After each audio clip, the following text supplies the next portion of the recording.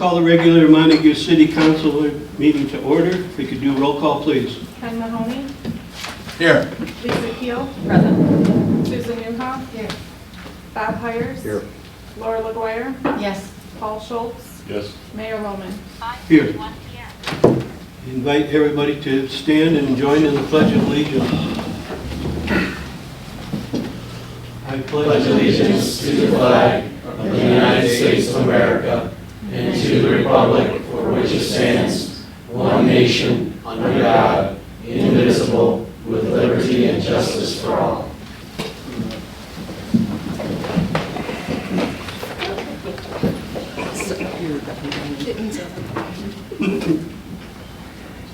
We have an agenda. Is there any changes or to the agenda? Or a motion to approve the agenda? Move that we approve the agenda. All those in favor say aye.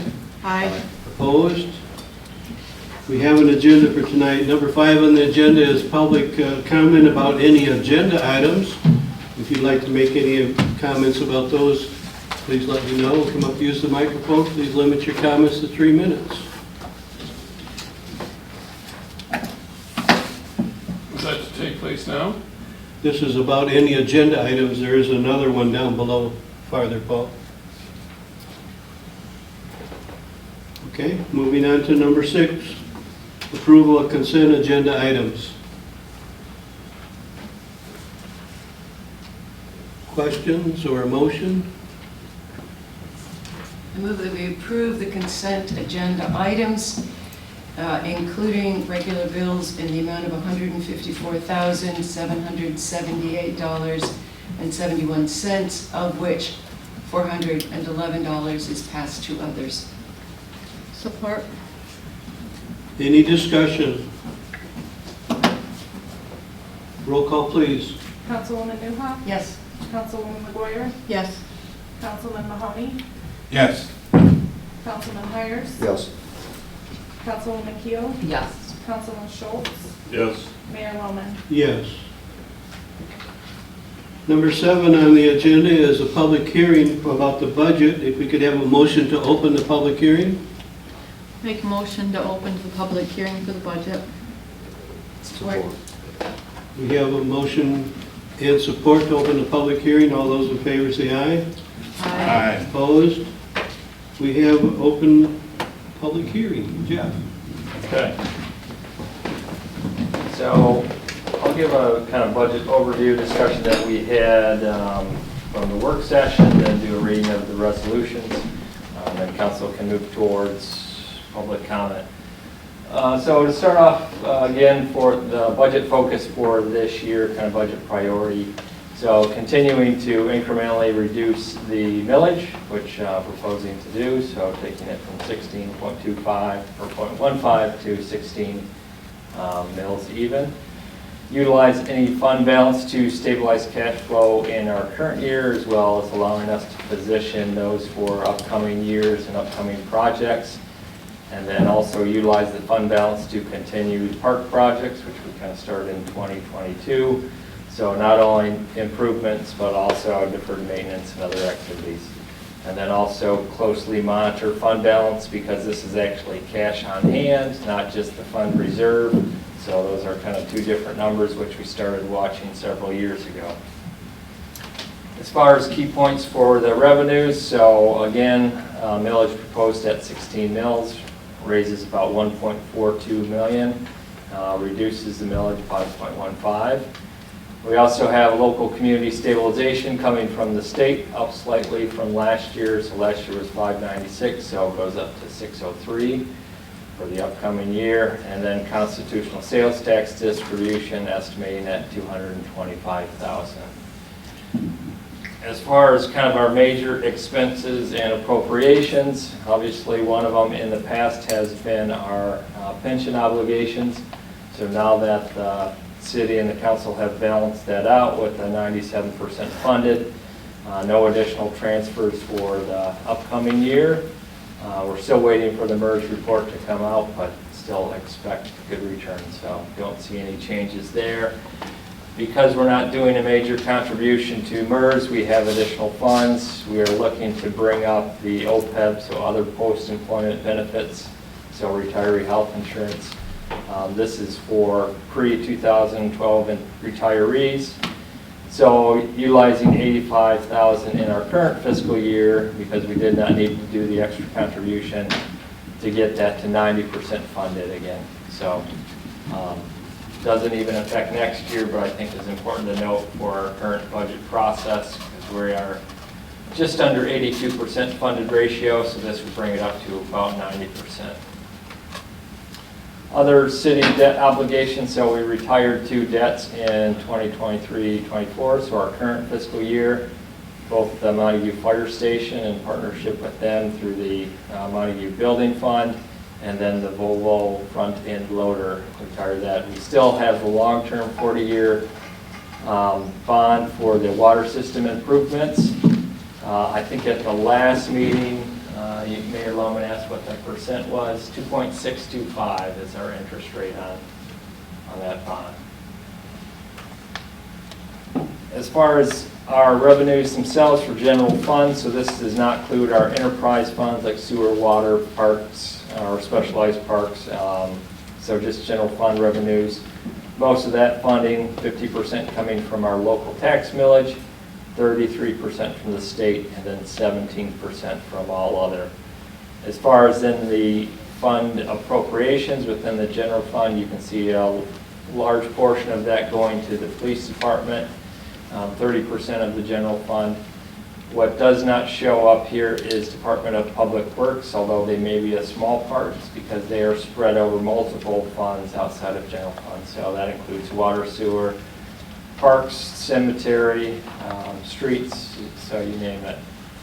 General government, 21%, and then parks, 22% as far as fund appropriation. So with that parks, you can see that distribution is from our cash reserve that we've slowly built up over time. So significant portion, but we still have significant fund reserves to move forward with. As far as the appropriation distribution, this is across all funds.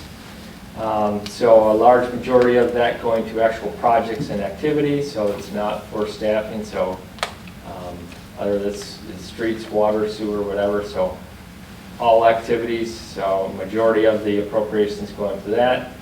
29% for operations and supplies, and about 30% for staffing. You can see that the pension and healthcare contribution is now down to 4%. At one time it was close to 16% of our general appropriations. So reduced that significantly. Within the 3 major departments, police department 39%. This does include the school resource officer. If you take that out because the school is helping to fund that position, it's fairly even distribution between public works and the police department. And then City Hall, 25% of staffing costs. If we look at the general fund itself, basically looking at the fund balance history, on this graph you can see the blue line. Let me grab my pointer here. So blue line going across here, this is 25%, which was established long ago as the minimum fund balance reserve. So 25%. You can see where our fund balance has been running the last couple of years. This is both the fund balance itself as well as the percent of the fund reserve, so well above that average. In fact, if you look at those kind of general marks, so 25%, and then since then we also had a further stipulation of maintaining $1 million in that fund reserve. So this allows for cash flow for other activities, as well as if we need to do something else, and still transfer to other funds. So for upcoming fiscal year, 2 small transfers to other funds, one to local streets, $135,000, and then $13,500 to the launch ramp. That's to finalize the lighting project for down at the launch ramp. At the end of the fiscal year, if the budget is approved, there would still be a fund balance of $1.68 million. So well above the $1 million fund reserve and close to 50% fund reserve. So twice the fund reserve percentage as a guideline. Major appropriations within the general fund. Parks, you can see just over $500,000 spread across multiple areas. One of the items within here is the dog park. I know one of the council members got some discussion back regarding the dog park and a few points. I'll just cover a couple quick ones. So there was concern about whether veterinarians were actually for or against. An individual had stated that veterinarians are against dog parks. So I talked with 3 different veterinary offices, 2 different vets themselves. They are not against dog parks. Their concern is the transmission of viruses, but that's controlled by the actual dog park and if people pick up their poop. So they actually feel that having a dog park in an area helps to habituate dogs to interact with each other. Having them off leash, they interact better than having dogs on leash. A couple other items talking about enforcement and rules and regulations, also liability. So city is covered through several of these through not only information signage at the site, but also putting out informational pamphlets. This one was done by Meridian Township, so it talks about all the rules, also gives friendly reminders. Liability for the city is the same as the liability for a street, for the skating rink, for all kinds of things. So regardless of what we think as far as dissolving our liability, we cannot. If somebody wants to sue us, they can. We do have some immunity, especially looking at that signage and making sure that people are well educated. As far as putting the park location where it is versus some place like down at Bathing Beach, first of all, the health department will not allow us to do it down at Bathing Beach because you should not have dogs pooping in an area where people are going to be swimming. Its location next to or near the ball field, so it is closest distance is 400 feet from Cullen Field, so that's the same distance as the average city block within City Montague. So that would be Cullen Field here, dog park being down by Figs would be an approximate location as far as proximity to each other. Obviously, dog park is fenced. In talking with a couple of veterinarians, they love the idea of having 2 different sizes, so small dogs, big dogs, entryway. They provided some guidance that were already in the plans that the Parks and Rec Committee had talked about. So I know there were a lot of concerns, or at least expressed concerns, but I think the Parks and Rec Committee kind of talked through a bunch of these issues. As far as diverting the cost for this project to someplace else, something like the boardwalk restoration, if you want to do that, you might as well add a 0 till the end and add another $200,000 because it's very small in comparison to some of the other projects, which I think Parks and Rec Committee had talked about picking away at small activities until we can get grant funds for bigger projects. Okay.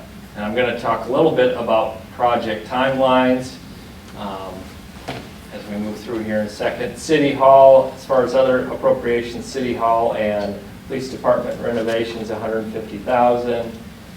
Just over $64,000 for the museum, which includes both the roof and brickwork necessary there. And then the solar interconnect at well number 4, which would include the farmers market, well number 4, and all the artisan market energy.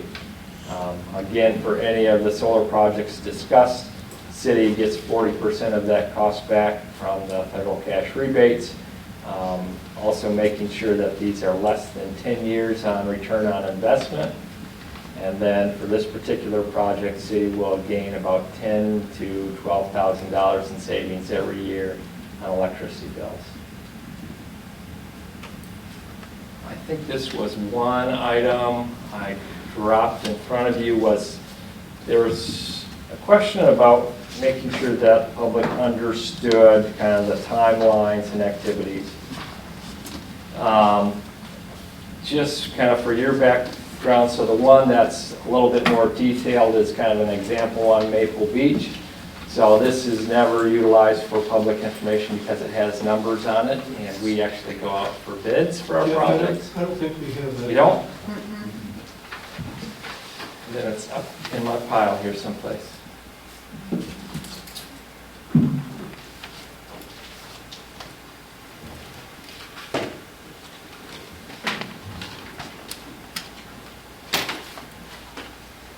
It's because it's right here.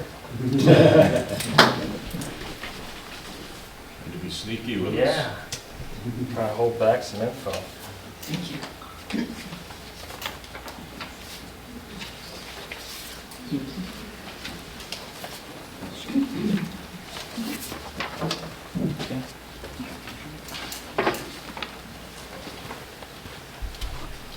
So the one that you can see, the blue lines is the detailed, which has kind of budgetary information and as part of the bidding process.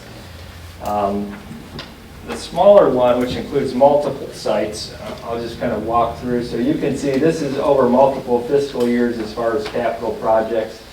And you can see within a given fiscal year, even at a site like Maple Beach, activities are spread throughout the year to get different activities done. So Maple Beach, so currently proposed for the upcoming fiscal year would be doing the shoreline project as well as the playground activities, and also hosting a public meeting.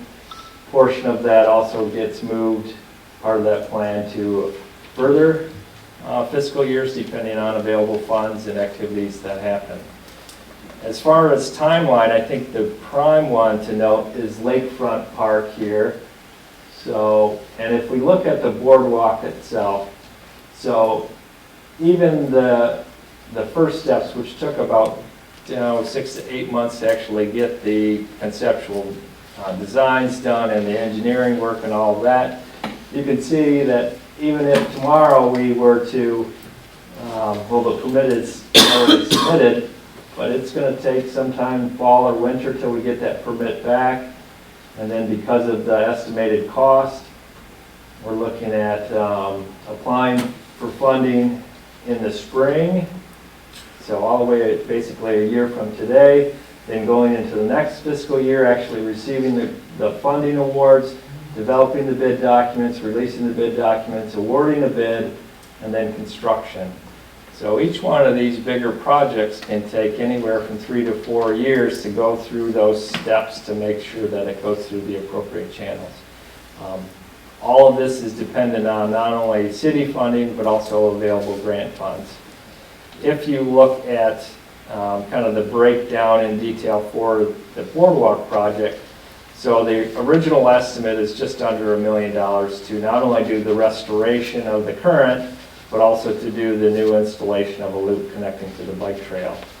About 3/4 of that is just for the restoration of what's there existing because it was not built correctly to begin with. So that is basically not only construction, but before that it's complete tear out, seeing what can be saved, looking at new pilings. So there's a demo part.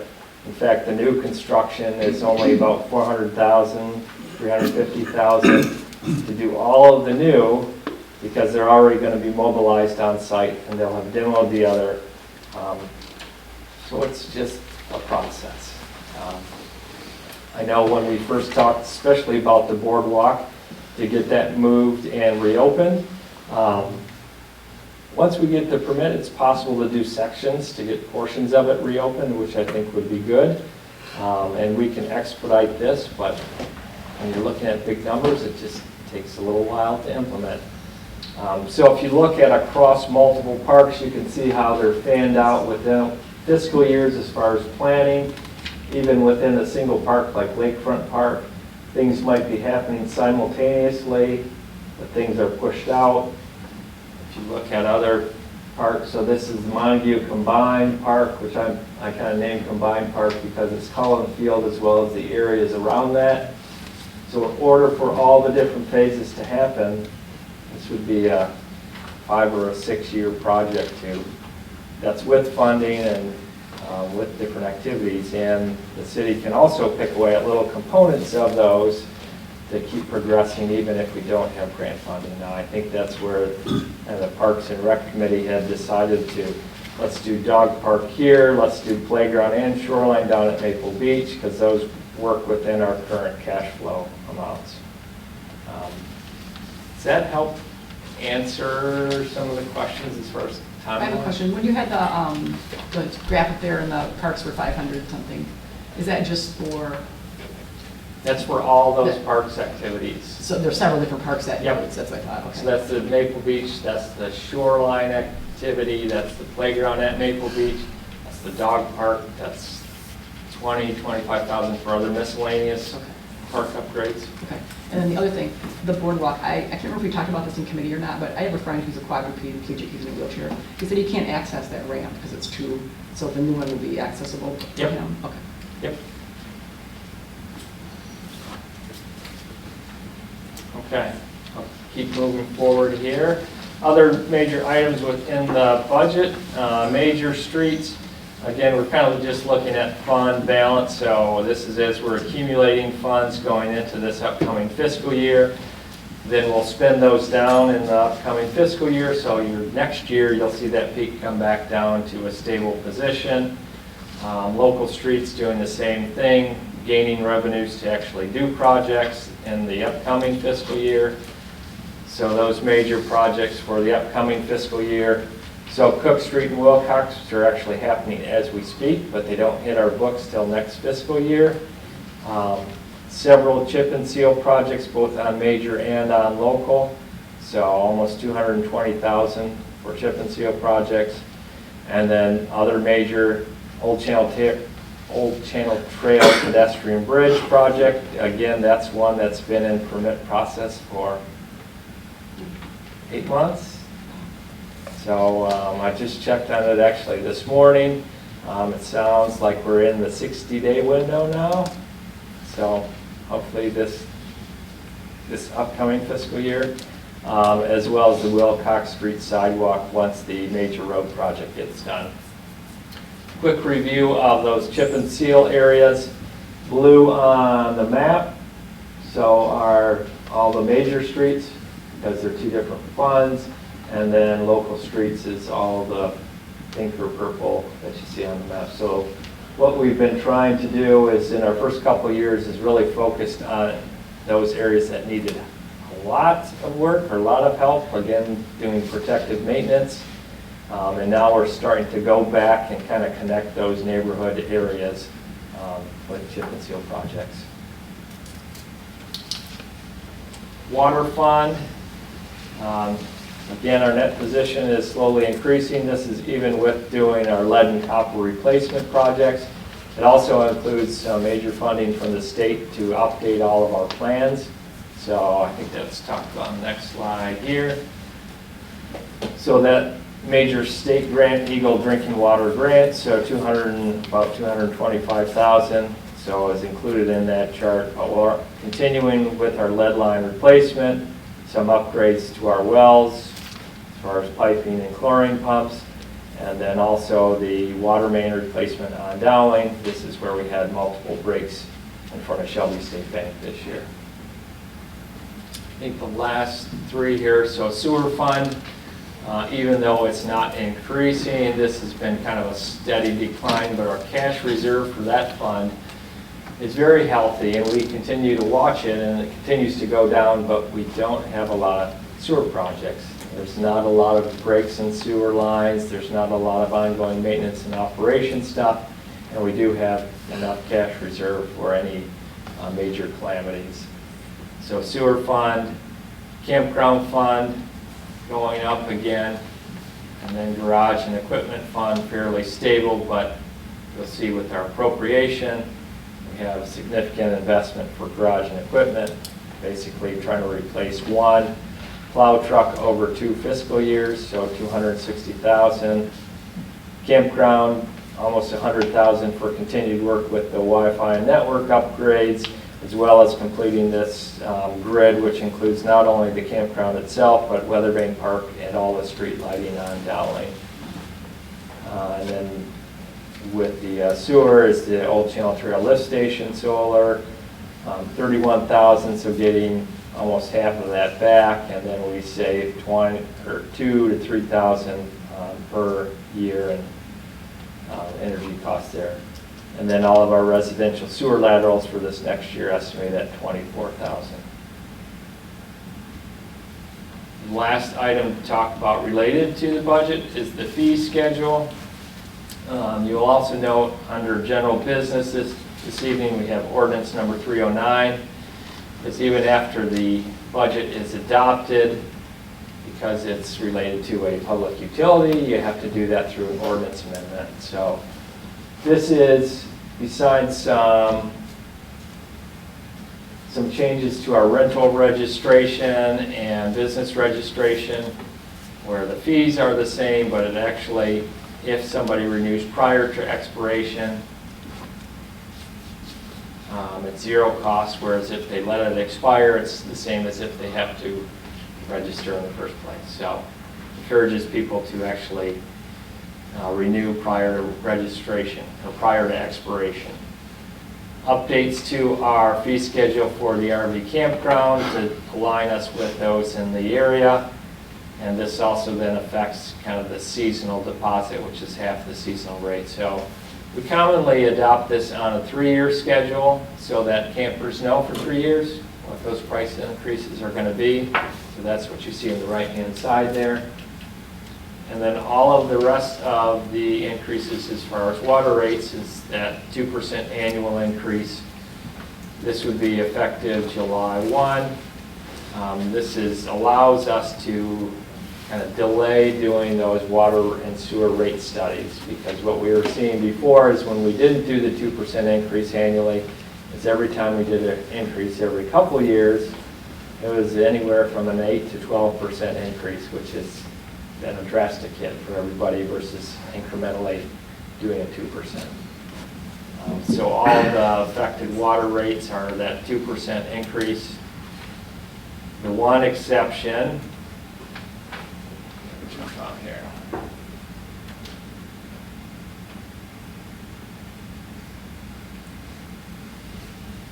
This is for fire line ready to serve. As I explained in the work session, these were out of line for about 20 years because these should have been the actual cost of the ready to serve over time. But what had happened is they had just remained the same rate forever. And so at that time, this is 7 years ago, council proposed to, instead of doing one increase to get it up to where it's supposed to be, is to do a 10% increase every year until it gets up to where it's supposed to be. So again, trying to ease that in. The reason that these numbers are so expensive on fire lines, it's basically a fire line connection. It's not metered. If there's a fire, the line is triggered, and who knows how many thousands of gallons. So they're paying up front to have that immediate connection for a fire line. And it's just dependent on size.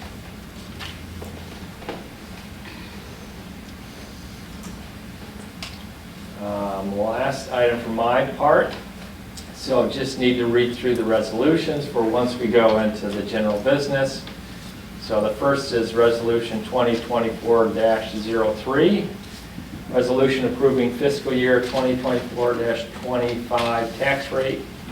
Whereas the proposed 2024-25 city budget has been prepared, and whereas a public hearing on the proposed 2024-25 city budget was held before the City Council on June 17th, 2024, as required by state law and city charter.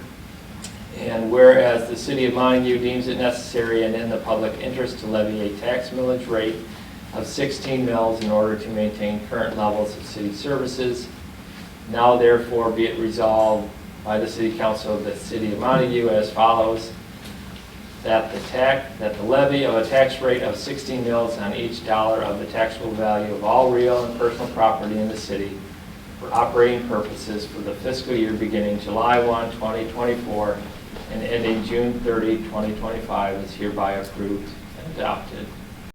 And then Resolution 2024-04, resolution adopting the 2024-25 city budget.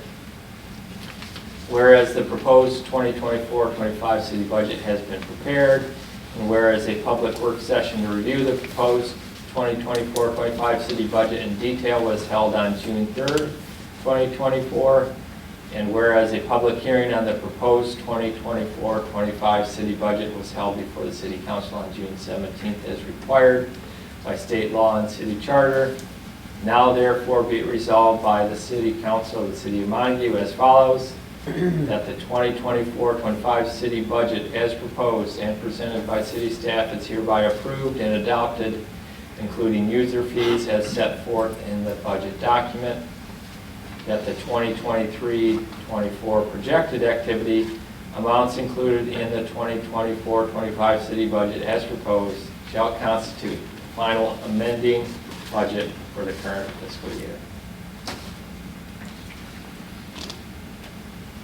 I'm done. Does council have any questions or comments? This is a public hearing. Does the public have any questions or comments? Microphone? So, my name's Paul Potter, live here.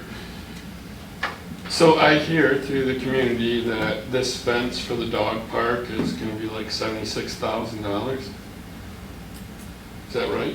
No, fence would be about $40,000 for almost an acre of fencing.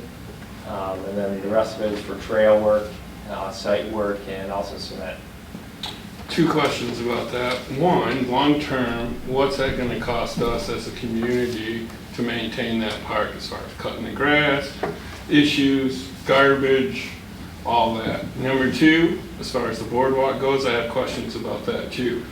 You said it's gonna cost almost $1 million to restore it.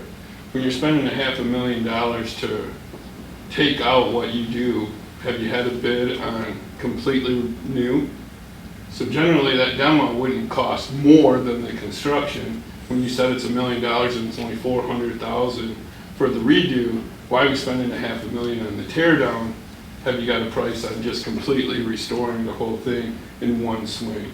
Because generally, as a contractor, you're gonna get a better bid if they're coming in and just taking everything out new, trying to, it's just like as if you were painting a room. I mean, you go room to room, you're gonna pay for each setup. It's like when you're saying about doing pieces of it, to me it seems more expensive to us as a community if you're doing it a little this year, because you're paying for that tear up and set down. Whereas if you just had a price to restore the whole, to replace the whole thing in full, I think it might save us a lot, maybe a couple $100,000 than $500,000 on the restore. That's just my thoughts. So, wanted to make that. So. Any other public comment? I'll make a comment. Lisa Reed, 867 on Sheridan Street. After the last meeting, I worked nights, so I know, and people were families, they work all day. So they can't attend these meetings. And even if I knew it wasn't working, I probably wouldn't, know about it. It's very hard to follow.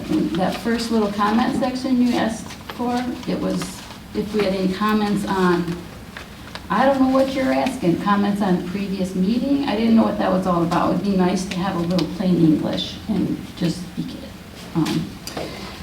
So after the last, about the dog park, I just came off thinking, geez, we had some money to blow. $76,000 for a dog park.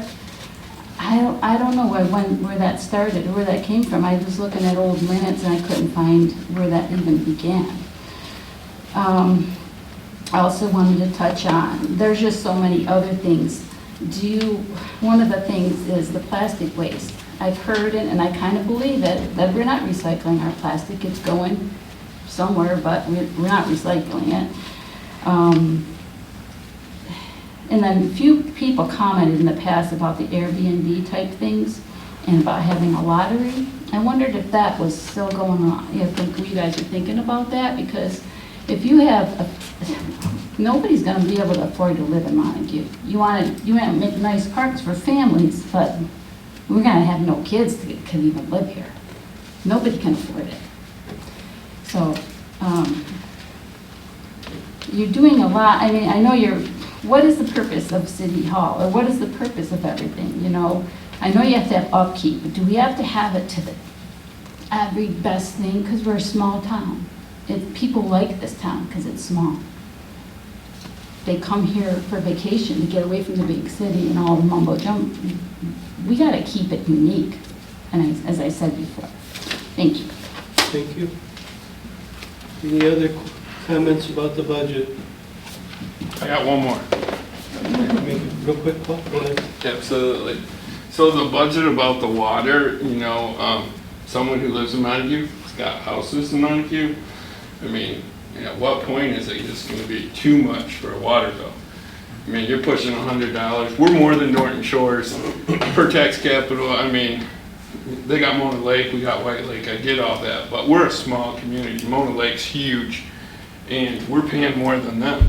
So at what point are we going to start chopping down the water budget in some manner? I mean, I agree we got to do some improvements, but at some point, man, living here, I can't even afford to water my lawn because of the water bill. So saying that we're going to add to that budget, even at 2% over 10 years, man, you know, that's a struggle for us as a community person living here with properties. I'm concerned about that, you know what I mean? Nobody says anything, we just keep adding to the water bills. So that's my comment. Thank you, Paul.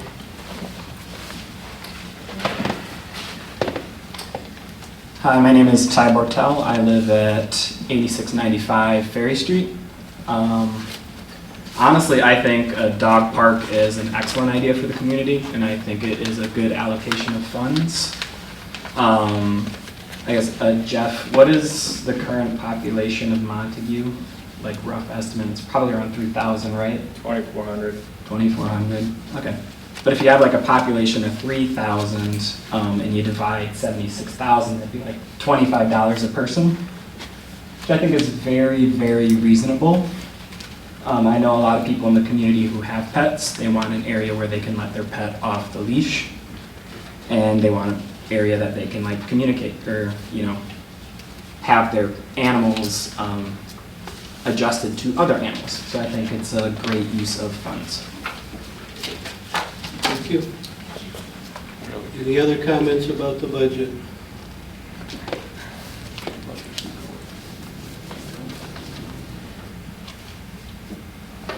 If there's no more comments about the budget, if we could have a motion to close the public hearing? So moved. Support. All those in favor of closing the public hearing, say aye. Aye. Opposed? Public hearing is closed.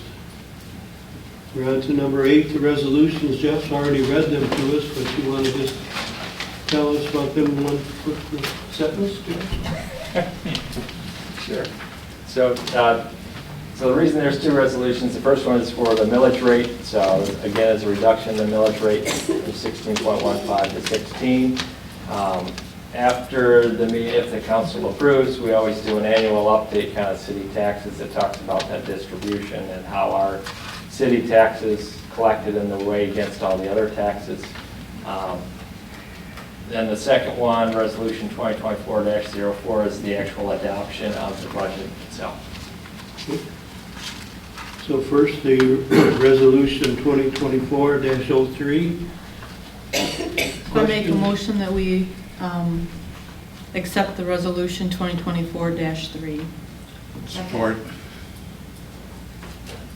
Any discussion? Roll call, please. Councilwoman McGuire? Yes. Councilwoman Newhouse? Yes. Councilman Mahoney? Yes. Councilman Schultz? Yes. Councilman Hires? Yes. Councilwoman Keel? Yes. Mayor Lumen? Yes. 8B is 2024-4. The budget of, I move that we approve 2024-04 budget. Support. any discussion? Roll call, please. I'm sorry. I have a couple of comments. I appreciate Jeff you going into with the detail on the, mostly I believe our phone call or our email. I got quite a bit of negative comments made to me from people about the dog park. Did have a couple people that also, one this morning that called me and was in favor of it. I think part of the problem was, as I look at it now, is things that were going on in the committee I wasn't aware of. And I think that's a problem that we need to take care of, because we've had this before where we've had committees doing things and we had somebody else on the council who had no idea, and then all of a sudden we're voting on it. They had no idea what was going on, no idea what happened in the committee. And I know we don't keep notes, or we don't keep, Kelly's not there to keep track of things, and minutes. We actually keep a kind of bulleted notes, kind of summary of the meeting, so I can start providing those. I think that would help. The only negative things that I heard about the budget was the dog park, and I think you've answered a lot of those. I do question whether it's a priority for us, though, and we still have not addressed another big thing in this budget that is it comes up in the spring and it comes up in the fall with the leaf pickup, and there's nothing in the budget about that. My understanding is we made a committee about that, and we haven't had a meeting with the committee regarding the leaf pickup. That was the main thing that I heard from people, is why are we spending money on a dog park and not spending money picking up our leaves? And I have no either or with myself on that issue, but I think that I have an obligation to bring it up here. Thank you. Thank you, Paul. Any other comments or discussion? I have one. I feel we should do a study on our water prices. Is there a way to reduce it? Are we trapped in that, or, we should do some kind of analysis? I hear a lot of people complaining about the water bill over and over and over again, including my wife. So we're scheduled to have a rate analysis this fall. So we do it every 2 to 3 years now to just make sure that it's still aligned. If you remember last time we kept with the 2% increase for water, and we actually decreased sewer, so they balanced out. So somebody's water bill was the same, assuming they weren't using an exorbitant amount of water, but the average bill was the same. So. Right. I still think we need to look at it for our citizens. I think they deserve that. That's all. Okay, good. Any other comments? I'd like to comment. We have a motion on the floor and support. Roll call, please. Councilwoman Newhoff? Yes. Councilwoman Keel? Yes. Councilman Mahoney? Yes. Councilwoman McGuire? Yes. Councilman Schultz? Yes. Councilman Hires? Yes. Mayor Loman? Yes. Number 8C, Jeff, the utility rates. Okay, so this is that fee schedule for utility rates. This is for, again, the water. It's very small up here, but these are those exact same numbers that were just in the fee schedule in yellow. It's just in a different format because it is in the ordinance format to adjust the table and fee schedule for utility rates. So you can even see it on this, even though it's very light. So the reason this is really gray is because those are things that are not changing, whereas everything dark or crossed out are changes that are occurring. So again, it's just affecting the water service, none of the other activities. Questions or comments or a motion? I move we accept ordinance 309. Second. Now, is there any discussion?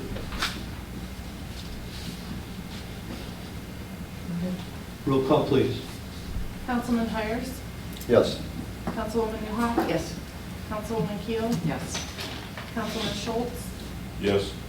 Councilman Mahoney? Yes. Councilwoman McGuire? Yes. Mayor Loman? Yes. It's number 8D, Jeff. St. Peter's. Okay. St. Peter's agreement, hopefully everybody got my note on Friday that the attorney did a final review on the agreement. After they had approved the original draft, they looked at it again coming into this meeting, and because it was actually in a right-of-way, they asked for additional language to be added. So that language is in the document that's in front of you. Some of it is just some clarification, like easy stuff that they wanted to put in there, like the improvements and the first recitals. Within the agreement itself is not only the installation, review of installations prior, but also approval of the final construction.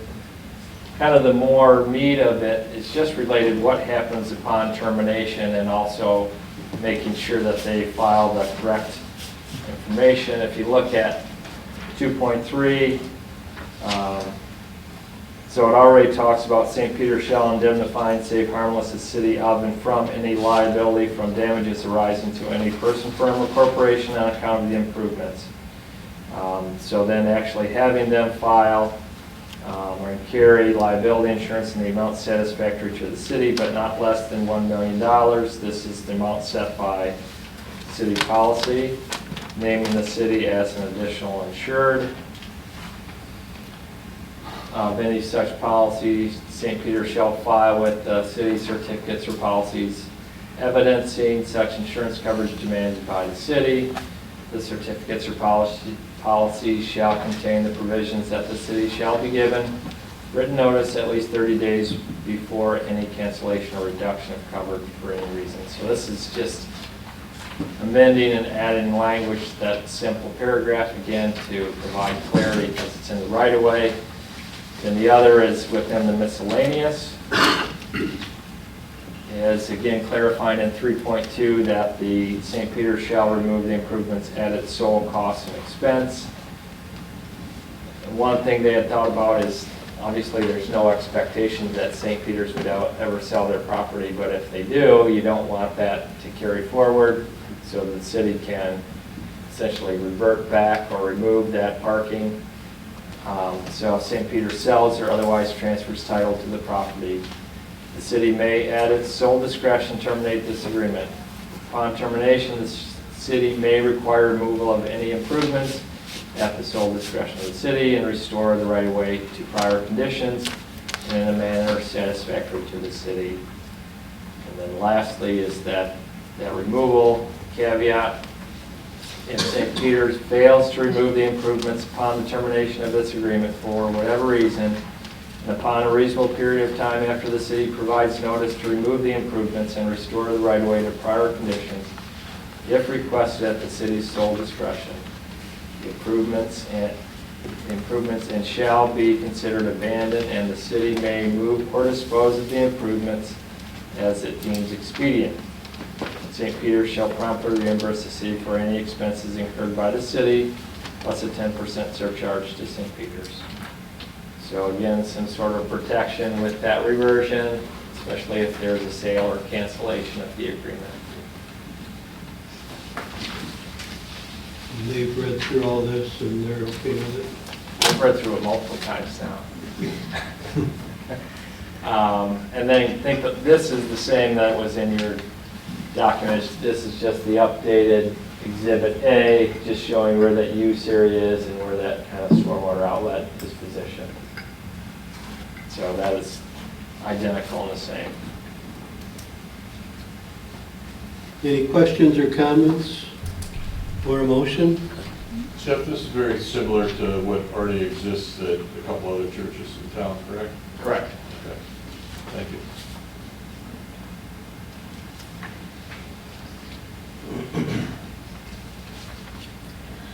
I move that we accept the agreement for the private improvement in the street right-of-way with St. Peter's by the Lake Church. Support.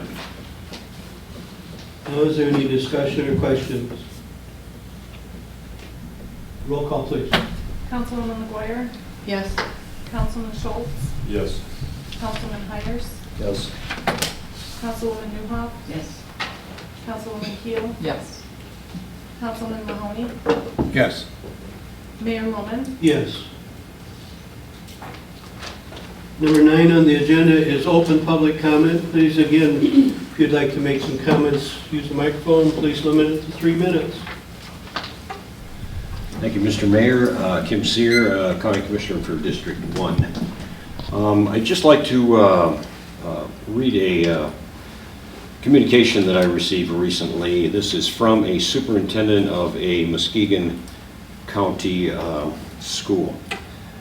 It says, just letting you know, I sat through a really upsetting state-level meeting about sex education yesterday. I'm one of 7 superintendents to have seen the presentation. I was professional but also furious about a few topics, and I let it be known. I doubt it will get back to you, but wanted you to be aware. In short, legislation is being planned to push changes in sex education during the lame duck session after the November election this year. Sounds like votes across party lines will be there. I am told that this is a once-in-a-lifetime chance to change the laws. It adds abortion to the requirements to be taught. It adds all forms of FDA-approved contraception to be taught. It allows school staff to distribute condoms to kids. It adds bodily autonomy to the requirements to be taught. Removes a member of the clergy from being required to serve on the Sex Ed Advisory Board and mandates the health standards and Michigan model to be updated. I was shocked and in awe of what I heard from the Michigan Organization on Sexual Health in Adolescents. The Legislative Services Bureau is drafting the law updates now with Democratic representatives. I will keep you posted, but if these items really become law, hang on for the ride. Just wanted to make people aware of that if you have children or grandchildren in the public schools in Muskegon County. Thank you. Thank you, Kim. Anybody else? Yeah. Paul, Kim? So I just wanted to make one more comment as far as the $40,000 for the fence. I'm from Montague, community of 2,500 as he stated. I think 40 grand would be better spent in my community if we took care of the garbage problem. I mean, I see a garbage truck 4 out of 5 days past the front of my house because we don't have something in, we're a small community. We should have one guy picking up the entire city. Instead, we have 4 different companies coming through my house. My pickup's on Wednesday, but I see one on Monday, Wednesday, Thursday. Every week, Tuesday too. And they come right through that circle because we created that circle for them. And it wakes me up every morning. I'm up already, but I mean, I'd imagine my neighbors aren't digging that either. And if we got 40 grand to put a fence up for dogs that walk through my neighborhood every day, I think we need to spend it on garbage. Just my comment. Thank you, Paul. Anybody else? Jason Jekyll, 85 Park Street. I just wanted to quick give an update to the council on the fireworks that are going to be happening here in Montague on the 4th. We are already set to go with that this year. I just wanted to let everyone know that now that we're talking about budget in 2026, if we are going to continue to do fireworks, it is going to be the 250-year anniversary of our country, and we might need to start thinking about planning something for that event now. Talking to our vendors that we're soliciting 4 bids for fireworks for the upcoming year, they are cautioning us that we need to be ready to be able to book those contracts now for 2026 because, as everyone is aware, there's very few companies in the state of Michigan that do fireworks, and if we want to have a show, we need to be making sure that we are booking a company no matter what it is. I personally am for fireworks, but I know that there's a lot of other avenues out there.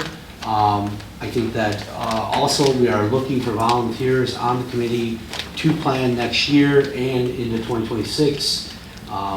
Some things that have been brought up before that we would love some more volunteers to help is 1, raising money, 2, finding alternative locations if that's an issue within the committee or within the council to shoot those fireworks off. I know that it is also a kind of a pain in the butt on the 4th with the boat launch and having to close that down at at like 5 o'clock, or I think it's actually 4, and that prevents people from coming in and off the water. But as of right now, that location is the best location that we've been able to find as a committee. So I just want to let everyone know that we are good for this year. We are soliciting bids for next year, but also if the city is not going to be wanting to do fireworks, please let us know as the committee, because I'm trying to bust my butt right now to get things lined up for next year and the year afterwards. So I think it's imperative that for everyone's sake that we, as I think everyone mentioned, communication. We've got a lot of committees out there doing things on volunteers that pull off things for this community. That's why I'm here, because I want to make sure that it's on record that what we're doing in our committee, so that if something does happen where there is no fireworks show, it doesn't come back on our committee. The council and everyone knows what's going on, and hopefully the community knows what's going on as well. So we need volunteers. We're going to have a show, a great show, 20-25 minutes. The budget is going to be pretty much the exact same for 2025 from the company that we're currently going with.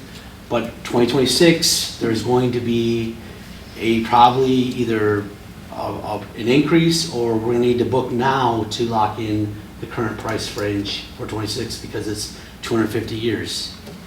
God bless America. All right. See you guys. Thank you. Thank you, Jason. Bruce?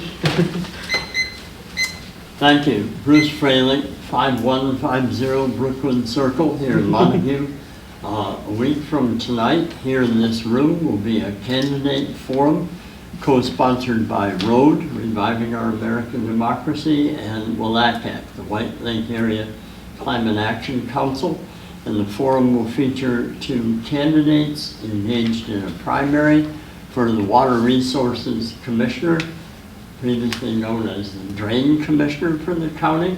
The candidates are Stephanie Barrett from Fruitland Township and Dave Farhat. I'm not sure where he lives, but anyway, it'll be Stephanie Barrett and Mr. Farhat here in the room with questions submitted through a moderator rather than directly from the audience. So if you do have an interest to attend, please think ahead of time about the questions you want to ask and be prepared to put them on a 3x5 card so we can group them according to subject matter and have a little more chance to have a relatively complete range of questions asked, by the collective wisdom of the audience. That'll be a week from tonight, 7 o'clock here in this room. Thank you, Bruce. Anybody else? Tina Twiggs, 7978 Mead Street. I'm not sure I didn't hear your name. You brought up a great point. Who is for fireworks and who gets to make that decision? There's 2,400 people in Montague. Is it limited to 10 people on a committee, or does the community have say? I'm not sure how that works, as we're fairly new to the area. So I'm just curious, because I agree with you. God bless America. Anybody else?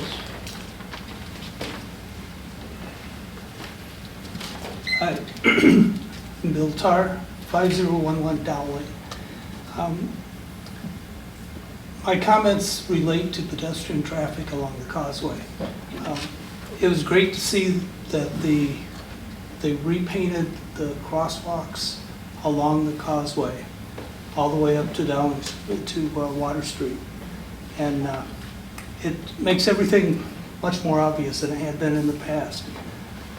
As I drove east on Thompson last week, there were some bikers waiting to cross at the entrance to the Whitehall Trail parking lot. And so, seeing them, I stopped at the crosswalk. I saw at least 3 vehicles coming westbound, because I was heading eastbound, came around the corner, they were coming down Thompson, blew right through the crosswalk. And so the people were patiently waiting their turn. So those cars crossed. A car coming up behind me almost didn't stop in time to miss the bikers as they proceed along Thompson and Dowling. as I was waiting to walk my bike across the street, that people blow around those corners. It's like they don't realize those crosswalks are there. So I strongly encourage both cities to take steps to put signage in the roadway to remind the auto drivers what their obligations are. 'Cause I'm afraid we're gonna run into another accident out there, and you can't turn those things backwards. So I'm very concerned about that. And as a side note, the amount of jaywalking that's occurring between Water Street and Ferry Street on Dowling seems to be increasing as people want to get some food. So I don't know what we can do to encourage people to go those 30 feet down to the corner and cross at the stoplight, or 50 feet the other direction and push that button to get those lights to flash. So I'm real concerned we're looking at potential problems with pedestrians. Thank you. Very good, thank you. Anybody else?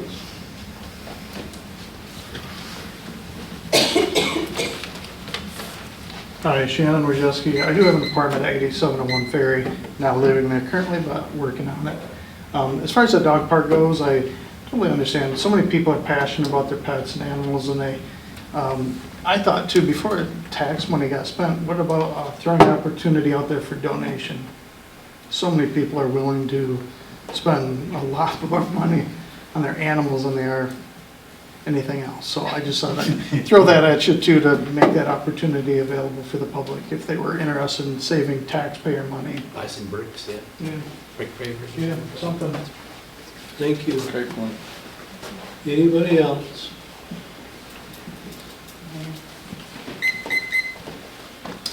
Tab Wortel, 8695 Ferry Street. I actually just had a quick question and then follow-up comment if it's valid. I heard a rumor that they were gonna consider turning the end of Ferry Street into a one-way street. Is that true at all, or?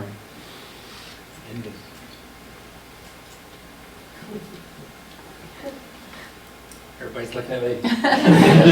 Yeah, that's been discussed.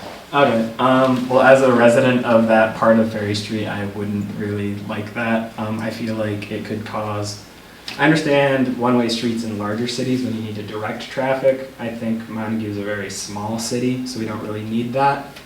I think it could be harmful to local businesses because it will reduce accessibility.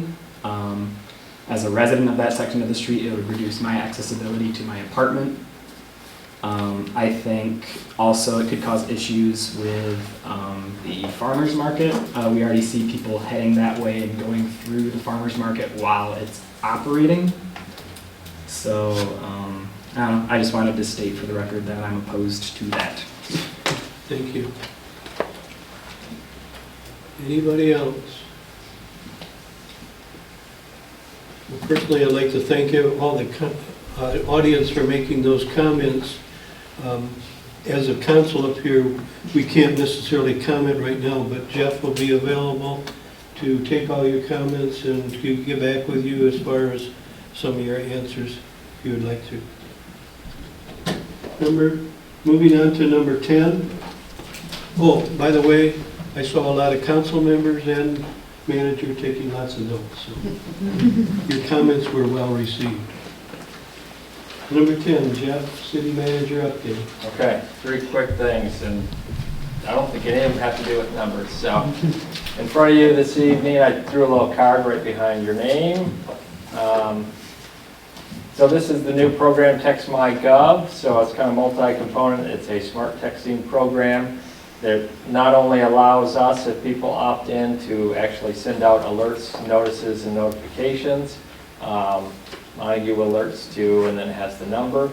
And then there's also a main number where somebody can text that number, and they can either start by just saying hi, and it will lead you through a series. Or if you look on the back of that card, there's kind of some keywords, and these are not the only ones. But you can type in a word, and it will send you kind of through a flow chart to help you find out the information. So for instance, if you want to look to see how you registered to use the pavilion, you might start off with parks and it'll eventually lead, are you trying to register for using the pavilion? And it will send you the registration link. So everybody's welcome to grab one of those. Some people actually received a text today to opt into the Montague alerts. So we're going to start using this. There's some behind the scenes stuff that then staff can do to make sure that people are getting the right information. So start using it. Feel free to hand out cards if you want cards. This will also be useful for staff, so let's say that somebody at the cemetery is looking to find out where certain cemetery plots are. Staff member can write the keyword in that little blank at the bottom, and it will send them right to the right location. So it will help get information out to people. The other, and I'm sure this hit almost everybody's mailbox this last week or weekend. So this is part of the Parks and Recreation update for the DNR, which we need to complete every 5 years. It allows us to go for funding for these major projects. So public survey is going out. The consultant is already starting to draft that master plan for Parks and Rec based on information that we're providing, based on input that we get back from the surveys. So that fall, winter, this is then formally approved, and then we can apply for funds in the spring. So encourage people to take that survey if they're a resident within the city. The last item, I will pass these out in between here. We finally received information back from the Attorney General regarding the resolution for changing mayoral term from 2 to 4 years as part of the charter amendment. The nice thing is, as part of that process, the Assistant Attorney General helped to draft the actual resolution that he would be adopting. It's a little bit of a time crunch.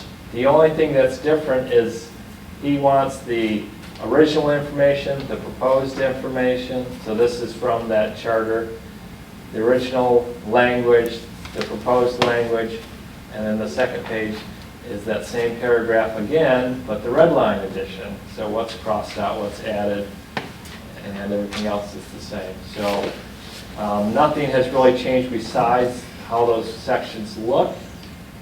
This would be on the council meeting in July. So if you have questions before then, since we've already talked about through work session. Because if approved in July, we need to get this to the governor and attorney general's office so that we can get language back by August 13th, so that it actually goes on the November ballot. So again, no new language, just how he wants it shown to track variation in the charter.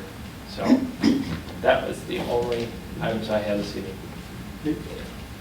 Any questions or comments for Jeff? Number 11 on the agenda is message and go ahead. Can I just ask one quick question? I love this. When it says Montague alerts, will this include weather-related or disaster, potential disaster-related alerts? Only if this, so the city has to initiate all the alerts. So if the city receives that alert, it can pass it along.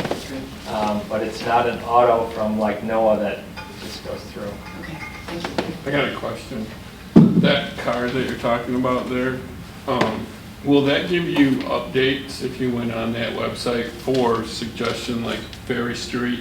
If that's something the city is planning, will we be able to find out activities that the city are planning? Because like you said, some people already said that they weren't aware of it. I'd love to have a website that I could go back at my free time and see what we're heading, where we're heading. Is that going to be capable for that website as well? Some of it, it's all dependent on what we load on it. Yep. I just thought that would be a great tool for the community if you could load up all the things that are coming up, like street changes or something like that, and then we could all be aware of it and nobody's left out. I mean, I don't want to overwhelm the staff though. It's on the website. All of that should be on the website also. Number 11 is message and communication from myself and council members. Laura? Yeah, I'd just like to echo a lot of what was said today with the appreciation of comments. Obviously, we're just individuals, and so we can't always think of everything. So hearing your comments really helps us. Filling out the surveys really helps us. I know we've had several out there that have very little participation, so I just encourage you all to please participate, make your notes, make your comments, send in email questions if you have them on things that are going on that you have questions about. And it's going to be hot this week, so please check in on your family and loved ones this week. Ken? Nothing tonight. Please? I've gotten good feedback on the Parks and Rec survey that you're supposed to know. People are excited about that. Susan? I want to echo what Laura said. One of the things that I love about this council that you have right now is that we have differing opinions, we're from different generations, different work backgrounds, different ideas, different neighborhoods, different. We are not cookie cutter at all. I love that. I love the discussions that we get into and the way that we are able to come to conclusions based on input that we get from others. So do know we hear you, and I'm sure it's frustrating if you say something and then we immediately vote to approve what you just questioned. I hope you'll understand that we come to our voting listening to a lot of people and asking a lot of questions to try to get input. I appreciate concerns about the dog park, having walked 2 dogs on the bike trail here near where the dog park is proposed. For about a dozen years, I often ask people walking their dogs on those bike trails how they felt about a dog park, and they thought it was fabulous. They also observed that there are a lot of younger families who have smaller yards, bigger dogs, and that it would be a great incentive to young families looking for a community to move into if it had a dog park. So we get that input also. I understand if you don't have a dog, it doesn't make any sense. Did we talk about the Swan Hero Award that the council got? Did you, or did I already tell you about that? Okay, now just real quickly. I got a message a while back that the Montague City Council was designated Swan Heroes from the Mute Swan Society, which is based in Ontario, and it is created for the purpose of, decades old, created for the purpose of protecting mute swans internationally, supporting international movement to protect swans. They heard about us and our denial of the permit to continue killing mute swans here. So they awarded us Swan Hero. That story was picked up and distributed internationally by the International Group in Defense of Animals. So for those of you who voted to protect the swans, thank you. I just wanted you to know that your efforts are being heard internationally and supported. That is all.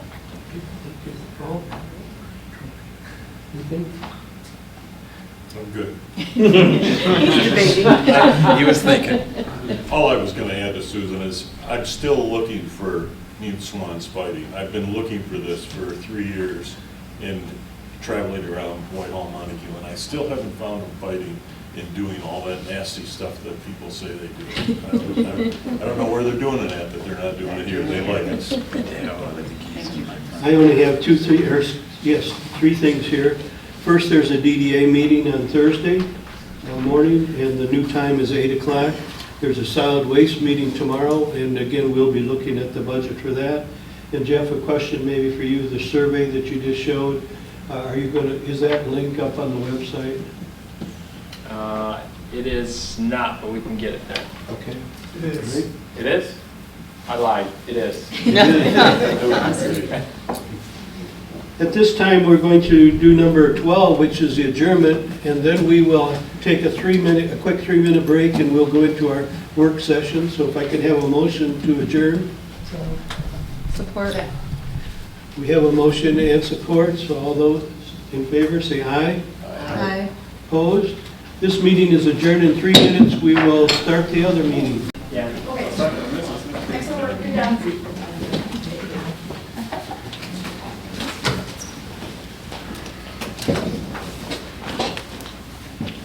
Jeff, ready? Kelly ready? Some of our audience want to go out in the heat. I call the work session to order, and our first discussion is the fireworks. Jeff? I really don't have much to say on fireworks. I did a drop in front of you this evening was an email from Jason to Tom that I printed off for you. Just talks about some of the same items that Jason had mentioned this evening about 2025 and then also looking forward to 2026.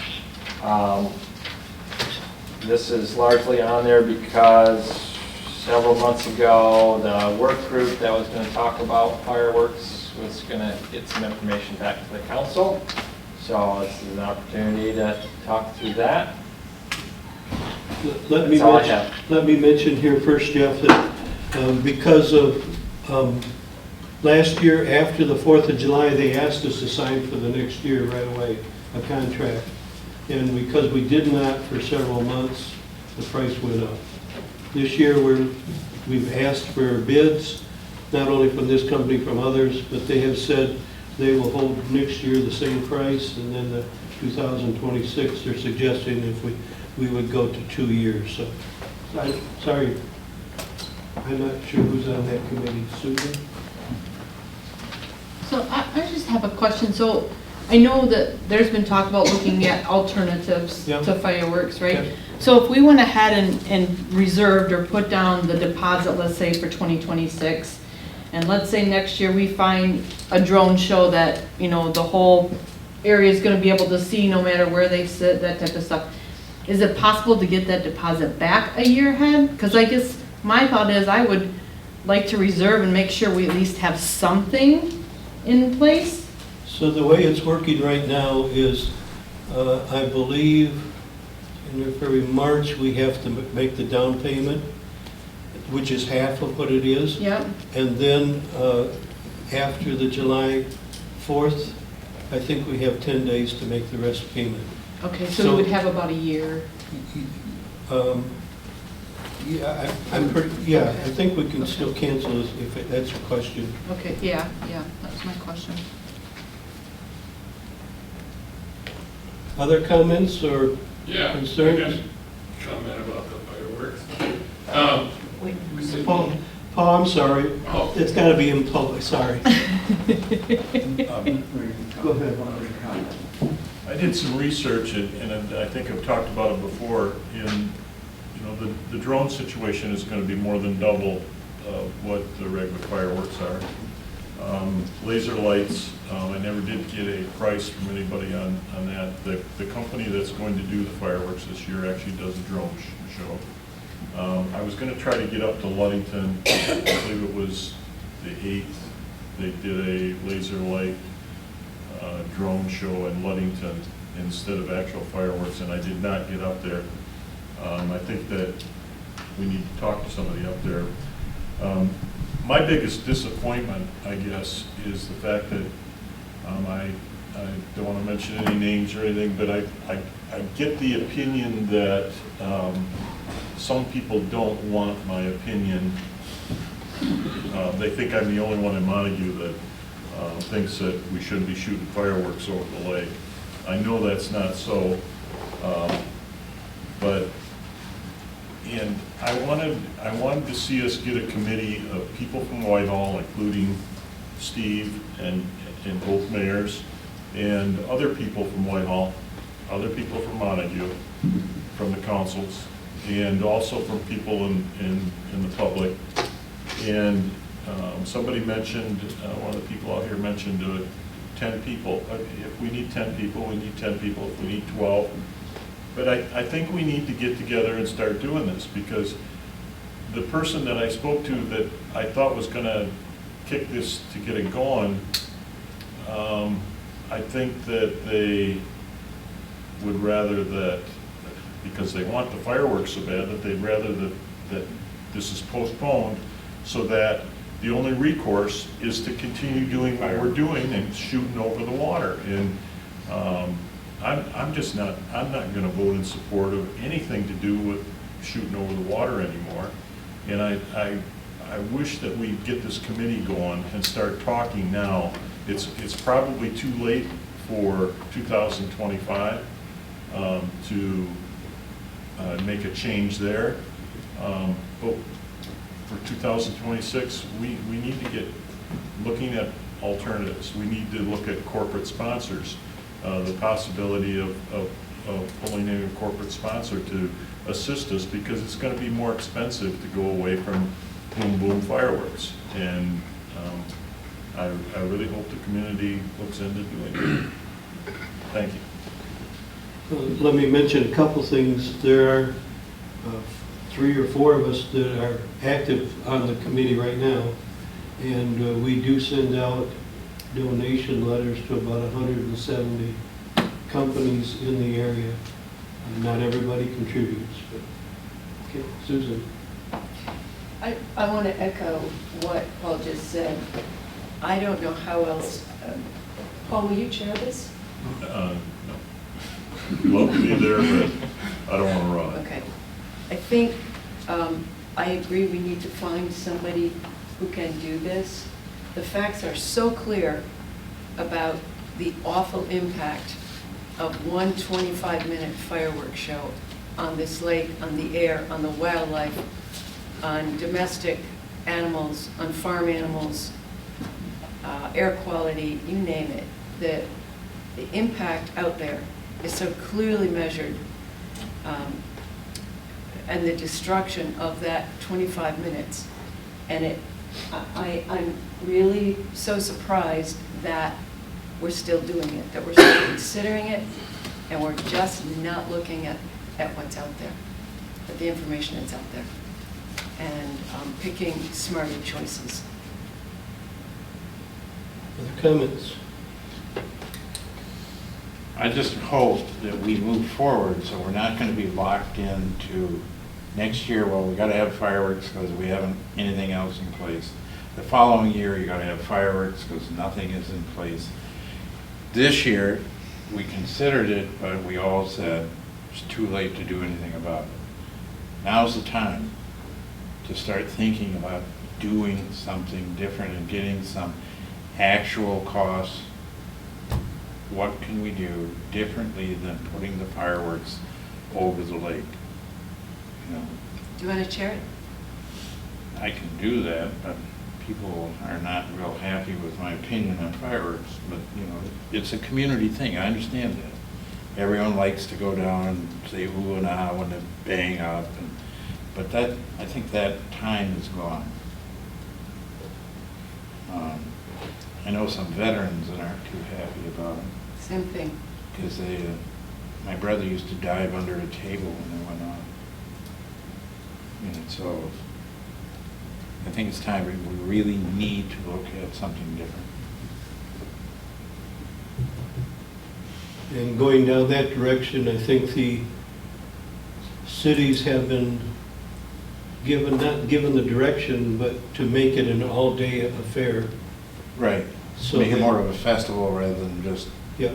Everyone shows up at dark. And well, yeah, you do the parade in the morning, everybody goes home, and then at night you come back. So if there is a committee, that needs to be brought up. I think one of the things that needs to be really decided here, though, is we need some direction as far as the committee, the fireworks committee, whether we sign for 1 year, 2 years, or no years. Other comments? I think it's important we have a celebration. If we are going to go away from fireworks, we need to make sure something's in place. Plain and simple. I just can't accept not having a celebration on the 4th of July, whatever form that takes. And if we're going to move forward and go with something other than fireworks, then we need to be serious and start working at it. That seems to be everybody's opinion, but nobody wants to step up and take the lead, right? So then everybody just sits here and it's going to be next year again. next year we'll be in the same bind. So I think if there's that strong of opinion of something other than fireworks, then those that have that strong of opinion are going to have to step up and get the committee started. I personally like fireworks. I've always been a blow them up type of person. I'll be glad to participate in a committee, but I guess I'm not one to lead it away from fireworks, so unfortunately, I'm not one to take the lead on it either. Are we committed this year for fireworks? This year. We have deposit down, so this year's. This year's paid for. Let me back up. We've raised enough money this year to pay for this year. So we're coming on next year.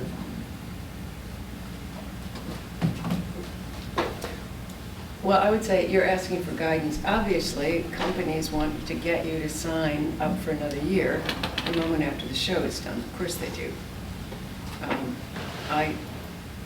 I guess I would say, what does that mean? Does that obligate us completely? Does it give us an out that doesn't cost the city's money? How much time do we have if we find something else? Well, one easy thing might be if we were to ask the company that we're dealing with. I spoke to I believe it's Mike is his name, from the company that you folks were dealing with on, and we could find out whether if we make a deposit for 2025 and then we decide to do something different, if we were to stay with them and do it, say, like a drone show or whatever, would that deposit just shift over to the drone show instead of the regular fireworks? Okay. So, I don't want to put words in your mouth, but... I nominate Ken for heading up the committee. And It's really going to come down to fun. I think we need to get with Steve and I don't want to put words in your mouth, but if I'm hearing you correctly, we should go ahead and sign up for 2 years, but we ought to also check to see what other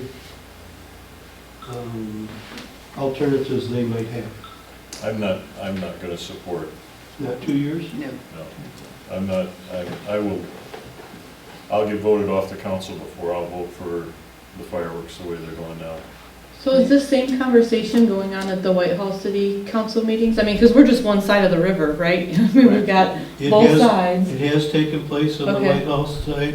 They are okay with 2 years. Okay. And the only stipulation that they have had is that it ought to be on July 4th, not any other day. Got it. Is there anybody Okay. on the White House side that's more advocating for alternatives, or are they okay with fireworks? To my knowledge, no one is advocating for anything other than the fireworks. Have you addressed with them the serious environmental damage it does? Well, and we're in disagreement there. I've yet to see any evidence that it does serious environmental damage, so I support the fireworks. I'm a veteran. I support the fireworks. I support America. I don't believe that there's evidence to show that fireworks over the lake have caused any damage. Show me a report that someone took a sample of supposedly heavy metals that are damaging our lake. I haven't seen anything. I think someone should put samples out this year. Get some evidence, get some empirical evidence that means something, not just somebody's opinion or what they're doing elsewhere.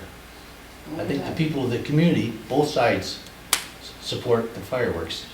And I'd certainly love to hear more from both communities.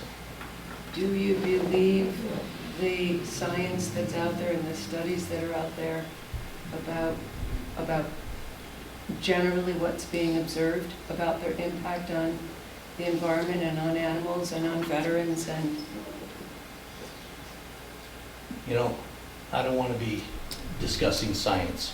I've heard enough people's science over the past couple of years. People collect data to prove their point, not necessarily to reveal the truth. So we are in disagreement there.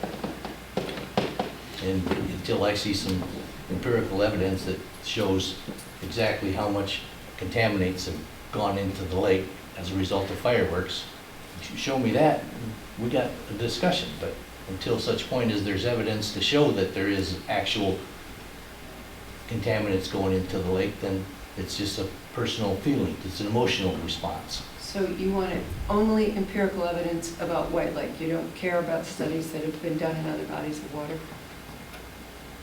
Is that what you're saying? I haven't seen any studies. Okay. I think Steve makes a good point. I think that maybe we can find somebody to do that for us, to take some samples before the 4th, and then take some samples. The one study that I recalled, I think they took samples 10 days after the fireworks, and I think it's a good point. And I think you need to look at where the samples are taken, right? Because even if we say, okay, the city or this area, this end of the lake is not gonna participate in fireworks, right? You've got almost every house along the lake that's gonna be shooting off their own show. The yacht club does their own, and you've got everybody along the lake is doing their own. So I think we need to understand, we may not have it here, but you're not gonna stop every individual from having a show. So just understanding where to take samples would be good, I think. So again, the committee needs some direction, whether we sign for next year, or we don't sign for next year, or whether we sign for 2 years. Gotta poll the council and see who will sign. Yep, all right. I say we sign, hold 2 their years? spot. 1 year? 2 years. 2 years, Ken? 1 year only. I'm torn. I'm afraid that what will happen is the ball will be dropped and we'll have nothing. And I don't want to see that. But I think I'll go with a year and see what happens. And remember, I'm not trying to swing it, but remember that we may, if we don't sign for 2 years, you may not get something in 2026. Lisa? 1 year. 1 year? No years. Nothing? Paul? No. Okay. Do we have enough information for us, Steve? Sounds to me like we signed for 1 year and maybe we dissolve our committee. Well, I think we need to put it to the community, so, because people are gonna come and say, I didn't know about this. Why didn't I know that we're not gonna have fireworks on the 250th anniversary of our country? I agree.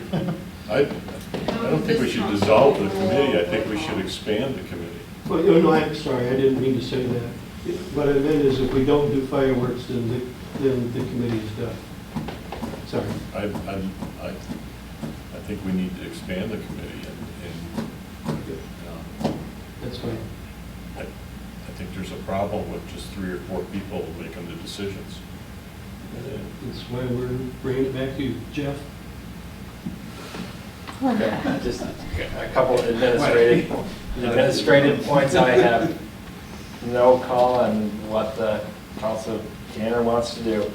Essentially, city's position for fireworks is kind of 2 components, permits and funding. The permit is only required from the city because it happens within city's property, on city's property and within the city limits. So, and that has to go through the DNR. If the city of Whitehall had a location and they wanted to do fireworks from there, city of Montague could have nothing to say about doing that. So the city could approve or deny the actual permit regardless of signing the contract or not. The other part is city can fund or not fund the fireworks. So whether the city funds or doesn't fund fireworks doesn't mean that they won't happen. Those are really the only 2 clause, teeth that the city has as far as related to the fireworks. So whether one of those happens or doesn't, it doesn't necessarily mean that the fireworks are going to happen or not happen. So those are kind of just a couple conditions to keep in your mind as move forward with the discussion. So I have no other opinion, just some administrative points. Those are good points, Jeff. All right. Any other last comments before we move on to the next one? Okay. 2B, Jeff. 2 would be student representative on city council. So there has been some discussion, both previously as well as recently, about student representative on the council. It would be obviously a non-voting member, but as a way to get a student involved from U High School, whether it's an interest in government or volunteer opportunity, to participate in council meetings. So that would be participating with discussion, could be having council giving them some direction as far as getting information back for what's happening. And previously, when it came before council, there was not an interest in doing that, so it kind of died away. City of Whitehall had a student representative on their council, one each semester for a while, and even provided a scholarship, I think. That kind of, for the City of Montague side, that has kind of been, any discussion of scholarship is not an option because of discussions with our auditor. So it would more or less be an opportunity for a student to sit on the council. Again, non-voting member, the council can control those discussions as far as what they can and cannot participate in. It could simply be sitting at the table and giving a report out at the end. So again, I have no opinion on this, just wanted to, because there's discussion between the city and the school to see if it's something that the council would like to see, don't care, don't want to see, so that we can kind of reflect that back to Montague schools. Is the initiative for this coming from the city or the school? A little of both. Does the school actually have kids that want to come down here and sit on the council? Not if they, not if they sat through my budget work session. Maybe for extra credit, maybe they get extra credit? I think we need to have our opinion then we have to decide if the school wants to do it too. Ideas, thoughts? I think it would be a good thing. I mean, anytime I think you can get younger people involved to know what's going on. I mean, this sounds terrible, but before I got on the council, I didn't know what I didn't know, right? I didn't know it took 2 years to get permits and to get engineering done to build a boardwalk, right? I mean, like, people just don't know what they don't know. So I think anytime that you can start at a younger age and get people involved and interested in their community and how it works and how it functions, I think is a good thing. It's a good idea. It really is. It involves youngsters in an early age, getting them, because this hair needs to go away. We need younger folks involved in the community, and I don't know how you do that if you don't give them an opportunity. Yes, I think it's wonderful. Yes, absolutely. Okay. I think everybody's saying yes, Jeff. Okay. We'll continue those discussions with the school and see how they kind of hold that into their class, whether it's National Honor Society, government class, whatever it might be. And just, again, because we agreed doesn't mean they will. Sure. Number 2C, Jeff? Chamber of Commerce, we built this White Lake. So this is a podcast that the Chamber started, I think, a year ago. I did print off an original email there from Amy Van Loon from the Chamber of Commerce to Tom. Amy had asked if I would want to do a podcast. I already responded, I do not want to do a podcast. Come on. It's easy. Not because I don't want to participate. I just, from my perspective, the benefit that adds to my position is pretty low because it actually is going to receive other comments, not on the accolades that we're trying to produce. I would think the positivity the city wants to do that is probably coming from council talking about activities, boards, things that are happening. So then she reached out to Tom, and now Tom has thrown it to the council. I did talk to Amy. She said that there would be nothing happening in the next few months. It'd probably at least fall before they would start doing these again. and I believe it's like 45 minutes long, and they interview, if we even want to do it. So I'm not exactly sure what you're asking. I'm not exactly sure what you're asking. They want to know if we want to be part of a podcast. We, the council, we, Yes. city hall. So, Tom, are you suggesting that we would get one or two people who would do it from the council? I'm looking at Steve, because he's already done one. When I did, it was myself and the city manager. Okay. And I did most of the talking because that's who they wanted to talk to. And how many times have you done that? Once. Just one. I think they're just doing it from different areas. Basically, we just talked about the history of Whitehall and the history of White Lake and what things that were currently going on. Just How long did it last? It was like a 45-minute thing. And it was just, I mean, it's just a chance for the council to say good things about the community. And it is not live. And it's not live. Right. So it can Right, it's be- recorded. Do we want to get involved at all? Can I just say, I think it's a great idea. I teach media interviews. I love doing these kinds of things, and I would be happy to be a council representative. And I'd love to do it with anybody else on the council too. I love the dynamic of two people. It's a really nice dynamic, and I think we have a great story to tell. Right.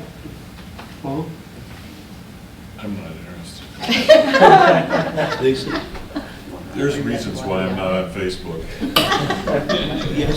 Yes, and should we do it? And yes, would you like to be on it? I think it's a great idea. I'm not so sure I want to be on it. Right. I think it's a great idea. I think any opportunity we have to brag about our city, we should take it. However, I'm not very eloquent in front of people, so I don't know that I'd want to be on it. Ken? Or in it. Based on my schedule at the moment, no. Laura, would you be on with me? We have a couple months to figure it out, right? Yeah. Okay, I'll do it with you. So, I think what we owe Amy is just a, yes, we're kind of interested. Yeah. Sounds To good. work out the details and everything else. Yeah, that sounds good. Okay? You going to contact her, Jeff? Thank you. All right. Yay, thank you. Jeff, do you need to go through this other resolution at all, or are we done? No, that was the resolution Yep. from the attorney. So Okay. again, All right. there's 3 paragraphs that, unless you read them closely, they're all going to look identical. Original, new, red line. And this will come up at July the next meeting? Yep. Okay, all right. Again, this is work session, no action is to be taken, but Paul, you were going to make a comment. Still want to? Yes. I'm Paul Potter. My comment was about the fireworks, you know, I see both sides of the whole thing, you know. I just think it's 2024. Can't we get a drone solution, a laser solution? Even if we are, like everybody says, next year's a big year. We can't afford not to have it. We can't afford, put the disagreements aside, but I'm kind of with Paul. I think going forward, we need to have more alternatives than just a boom show. I'd love to see a drone show, a boom show, and a laser show.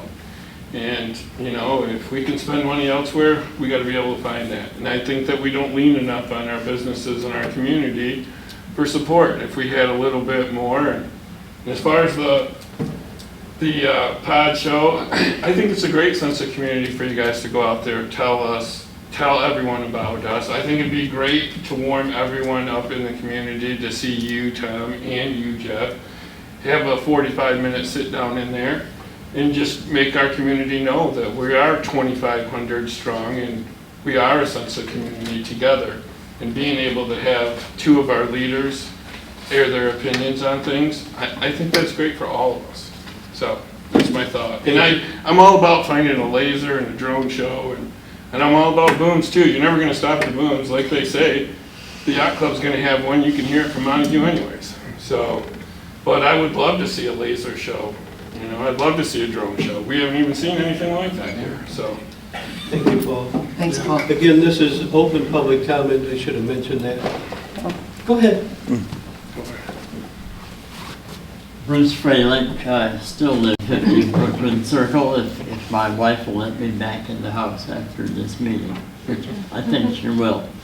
I want to thank the members of the council who are very public about the question of a boom show over water. I think there will probably be good evidence out there, and not necessarily right here at White Lake, but other places. Most of us know somebody who has PTSD from various causes, and those connect, and some other folks have small pets, and those are a concern over a boom show, call it. A couple of years ago, I learned in a place much smaller than this, Lakewood Club, about a third of our population, and their brilliant discovery was that if they put an alternate date instead of July 4, some of the same people who were putting on shows July 4 gave Lakewood Club a much reduced rate, because to them it was extra money while they're in the neighborhood putting on a bigger show on the 4th, and then on the 3rd or the 5th they would charge a much smaller fee, because most of their overhead is already committed on the bigger show. No offense to Whitehall, but that might be a more practical way to approach this, and maybe we can learn from the little guys at Lakewood Club. Thank you, Bruce.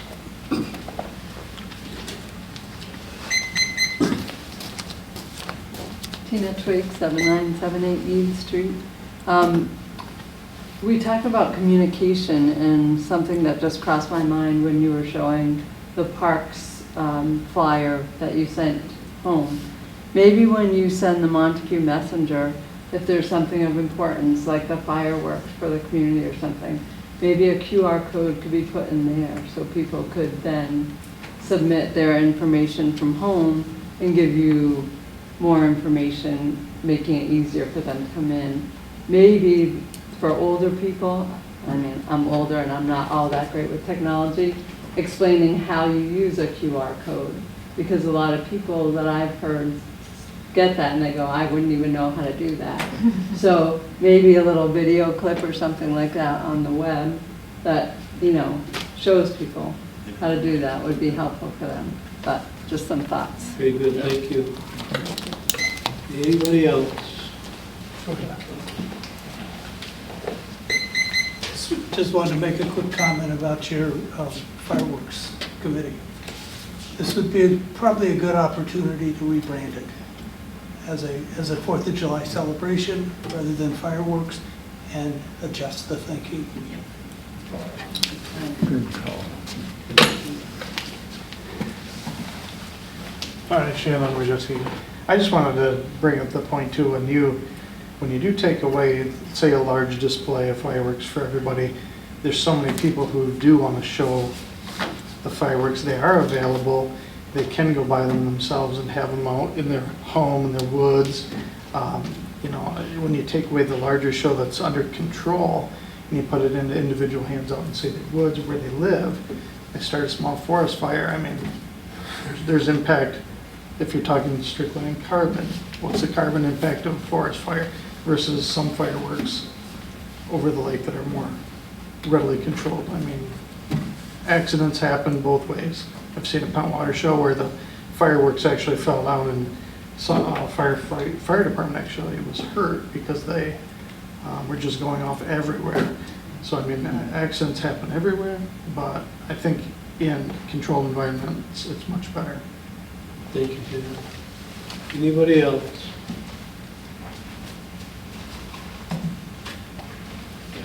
Again, I would like to thank the audience for their comments and even for sticking around. At this time, we could entertain a motion to adjourn. So.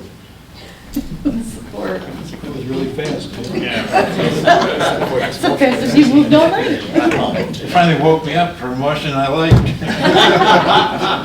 Oh dear. We have a motion and support on the floor to adjourn. All those in favor say aye. Aye. Opposed?